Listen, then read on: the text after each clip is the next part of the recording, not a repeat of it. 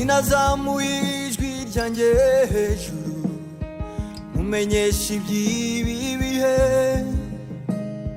nafashe n'umwanya ndaguha. Welcome to Amjambo Africa. Today is Wednesday, January 6th. Thank you for joining us. We saw the riot in Washington, D.C. breaking into the Capitol Hill. So I'm going to ask each one of you, where were you when you saw it coming and what did you think? What I will say is that I saw this coming 4 years ago when Trump got elected.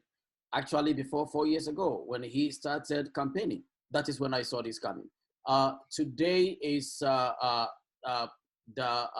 epic of what this dangerous man have been preaching for the past 6 years. Is that 6 years? Because he started his campaigning seriously in 2015. I remember, I think it's in February or March of 2015. That was the first time he came to Maine as a candidate. It was February of 2016 in front of what now is the, it used to be Eastland Hotel on Congress Square Park, sub-zero temperature. Myself and other people organized a rally because he had started talking about immigrants and LGBTQ women, Mexicans, Muslims.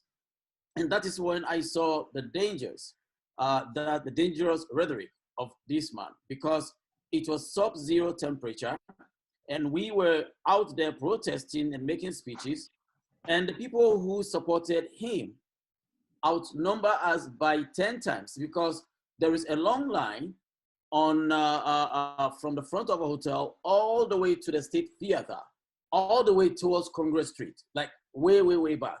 And I look at that and I say, if all these people are here in this temperature and they've traveled from all over our state and to some extent some neighboring states to come and see him, that was the first time that I saw how dangerous this guy could be. And they were not just there waiting quietly to go and see him. They were saying all sorts of things, which is very racist and anti-immigrant, anti-women, anti-everything that our society supports.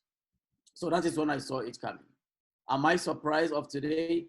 Absolutely no. Am I disappointed? Yes, it is very disheartening to see this thing happening in this country.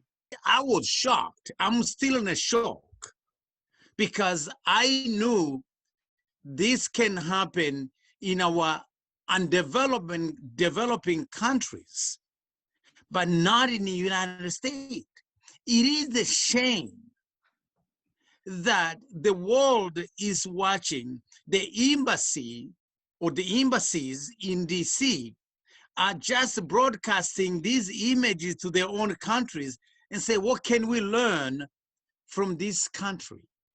So it reminded me that you lose an election in an undeveloping country, whatever they call now the country under development, or the third world country, whatever they call the names, that a president can lose the election and they still take power. To be honest with you, I thought today that if this was in one of our African countries or other Middle East countries, this was going to be a coup, no doubt about that. So, but I'm impressed to see how much these people can quickly reconvene after what we saw today. Unfortunately, after one woman who was killed, but what we saw today, to see Congress reconvening, that is real democracy. So the democracy was under siege by the riot, also caused by the outgoing president, who actually called them and said, go to Capitol Hill. When they pushed him to rebuke that, he still used his same issues that the election was stolen. The election was not stolen. Come on. I was not surprised because I saw it for a long time. And today I was here, I was home, I was working. I didn't even know what was going on. But still, the person we had a meeting, she came on the Zoom and she was crying. Mhm. And one of my children came also in and said, Mom, you know, it's going, maybe the USA is going to have a war like back in our country. And I was like, what are you talking about? They cannot do that. Mhm. But when I was talking with the person who was having the meeting, she was really shocked and disappointed. And she said, you know, Claudette, I thought maybe you always said your country, how they are fighting, how we have war. And I couldn't believe it was going to happen here in the US. Yeah. And I told her, you know, I saw it even a way before. Because the person who was leading this country is not really, doesn't have integrity. He doesn't really look for the safety for the population, for the community.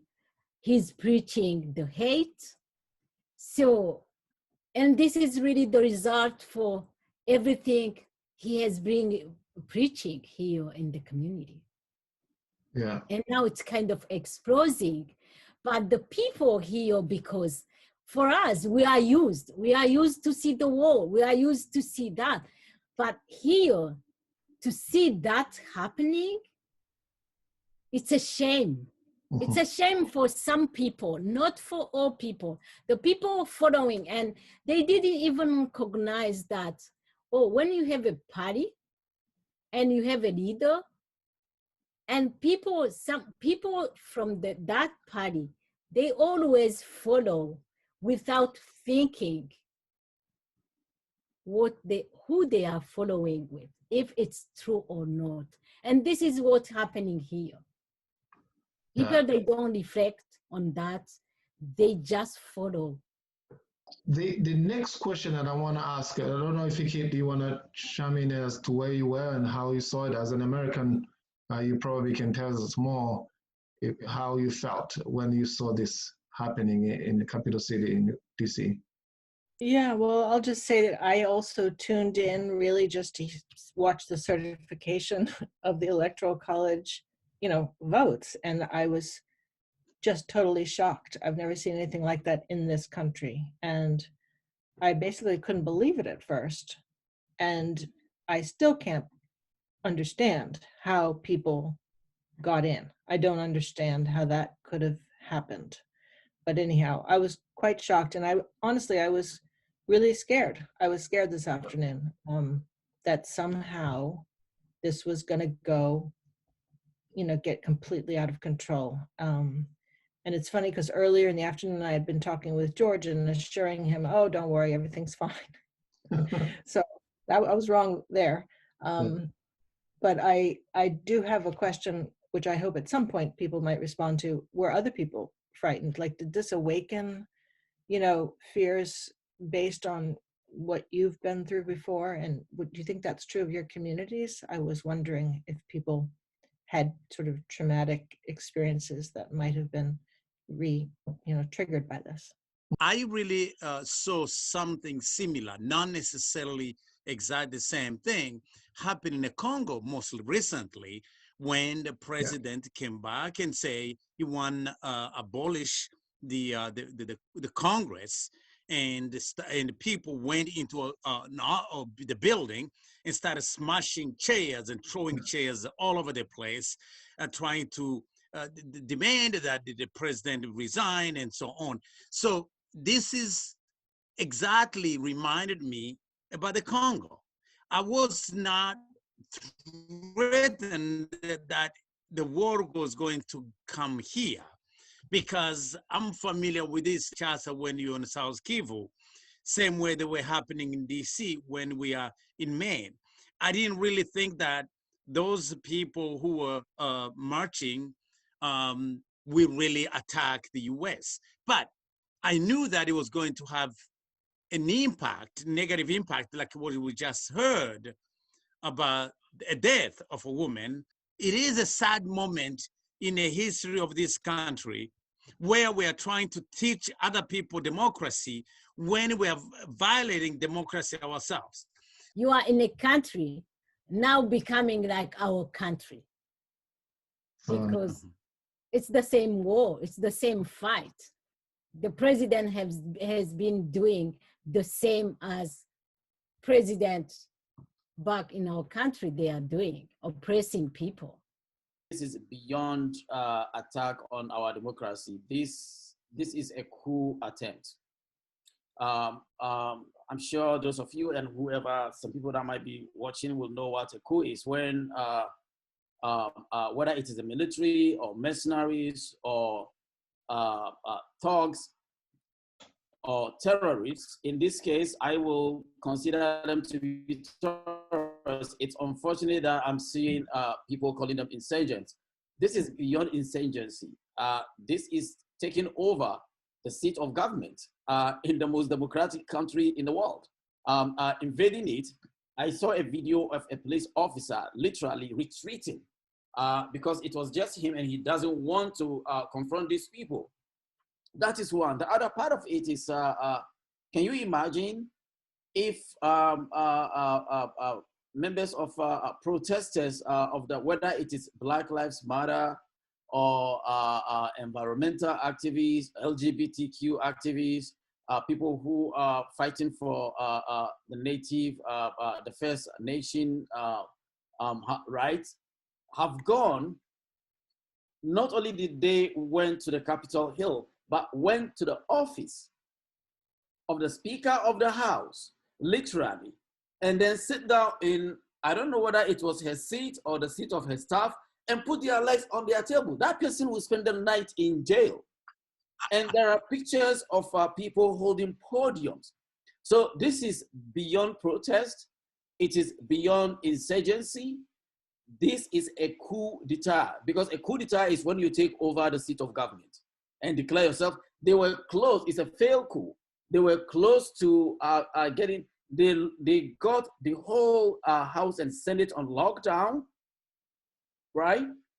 And there's pictures of, I don't know whether it is House of Representatives or their senators pointing a gun at a door in this country.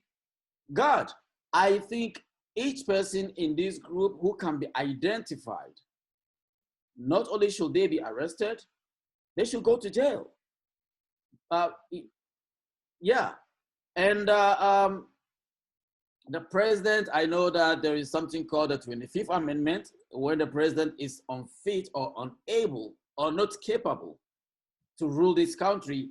I don't know, I'm not a constitutional scholar, but I think that should be invoked. Trump, he wants to be removed. I don't think he wants to go all the way to, he doesn't want to survive the next 20 days or so. He wants to be removed. So we should grant him that, actually. As people who are from war-torn countries and who've moved here, and now we're seeing this happening, divisions that may, result into major conflict and destruction. So we have to pray, but also work hard so that we can participate into peace building and also reconciliation. So what do you think we can do or people should do? First and foremost, before you talk about peace, right? You need to talk about justice. You need to talk about equality. You need to talk about social, racial equity and justice. You need to talk about environmental justice. If we don't take steps to address every issue that I have mentioned, we are going to continue to be divided the way we are. I think at the bottom of everything, everyone in this country, and for that matter, everyone in the world, wants to have a very peaceful life, wants to raise a family, wants to live next door to their neighbors, and live their life the way they seem fit, right? However, we are a country that is ideologically and philosophically divided. on the lines of everything that I've mentioned a few seconds ago. So we need to find a way to talk to each other. We need to find a way to address these issues. Other than that, our situation is going to get worse because the poorer people get, the angrier they become. And then that gives people like Trump the opportunity to just keep dividing people using certain rhetoric and talking points. If you look at the election in Georgia, the only reason why we have the result that we have now is because Stacey Abrams have spent so many years talking to poor people who live in rural Georgia and saying that, listen, I'm not your enemy, right? You and I have the same challenge, which is that we've hired a bunch of people who have lost in touch with what our problems are. So until all those basic issues have been taken care of, and then we've elected individuals, it doesn't matter where they are, who really care about the people in this country, we are going to continue to have situations like this. Trust me, if Trump, knowing who he is, have been able to tap into this anger, right? And been able to be a president for 4 years, he just created a pathway. He paved a way for someone who is smarter than him to even tap into the same energy, into the same group of people who are angry at the system, to run for president next time. Mark my words, whether I'm alive or not. 4 years from now, you're going to have someone using the same talking points that Trump used. And until America wakes up and look at all the issues that I have mentioned earlier, our racial justice issue, social justice, equality, poverty, until we look into that, we are going in the wrong direction. And that is my opinion. You still have thousands and thousands of people who are oppressed in this country. African American, all the minority, Latino, African immigrants, we are still oppressed. So until they recognize that every human being is equal and we can't continue to oppress this, that will be the time when the healing starts. Because I'm sure if you follow some of the history of African American, you will know that they have really suffered a lot. So today, we are actually seeing a vice president of the United States being a woman of color. To me, that was the beginning of healing. If this actually, the equality could be there to be recognized. Today, we elected another African American for the first time in a Senate. So I think those things will start happening because there are so many people who believe that equality, African American social justice needs to happen. So that's why it only can happen through democracy. It cannot happen when you take a hammer, you start knocking at the window, breaking the windows and doors. So it has to come from both sides. So basically, we have to acknowledge that there is a future ahead of us, and that future will come not through violence, but it will come through peaceful and democracy election. If minorities and marginalized people are not free, nobody is going to be free. And if racism is not tackled, America have been dancing around racism and racial equality, gender equality, and many of the injustices that we have in this country. Until those injustices have been solved, I cannot see a pathway out of this. We can coexist all we want. If these things continue to happen, we're not going to get out of it. It's not going to happen overnight.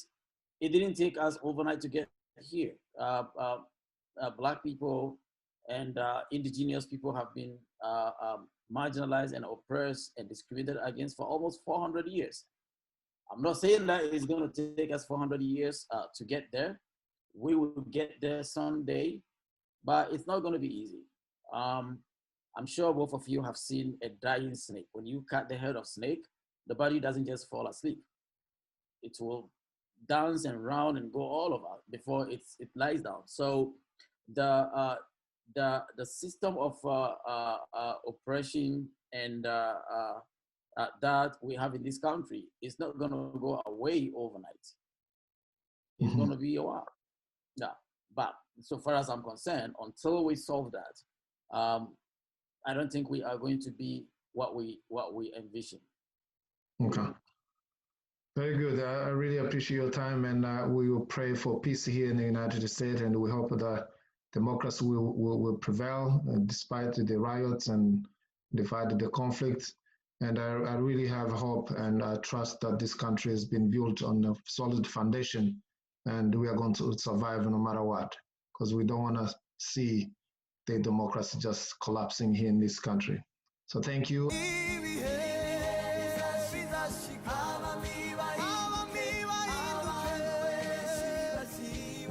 bazibagira rya jambo ry'ifatiro